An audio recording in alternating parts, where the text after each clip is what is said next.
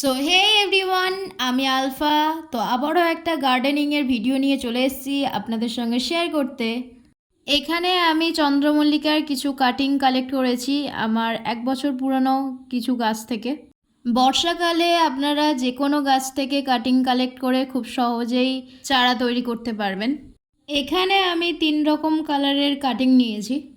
আমি এখানে 3 থেকে 4 ইঞ্চের ডাল নিয়েছি। আগের বছর আমি যখন চারাগুলো কিনেছিলাম আমার কাছ থেকে 20 টাকা করে নিয়েছিল।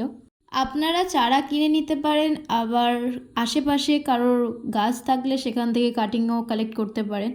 আমি ফার্স্ট টাইম চন্দ্রমল্লিকার কাটিং বসাচ্ছি, এর আগে কোনো দিন বসাইনি। তো কিছুদিন পর এর আপডেটও আপনাদেরকে দেব। এখানে আমি কাটিংগুলো থেকে পাতাগুলো বাদ দিয়ে দিয়েছি এবং শুধু ডালগুলোকে রেখেছি। আর বালি নিয়েছি, আমি বালি ইউজ করেছি শুধু। আপনারা চাইলে মাটিও অ্যাড করতে পারেন বালির সঙ্গে। আপনারা এখানে রুট হরমোন ইউজ করবেন, আর যদি রুট হরমোন না থাকে তাহলে অ্যালোভেরা জেলও ইউজ করতে পারেন। বাট আমার কাছে এই মুহূর্তে রুট হরমোন আর অ্যালোভেরা ছিল না। কাটিংগুলোকে একেবারে চাপ দিয়ে বালিতে বসাবেন না, আগে থেকে কিছু দিয়ে এটাকে বসানোর মতো করে দেবেন, দেন কাটিংগুলো বসাবেন।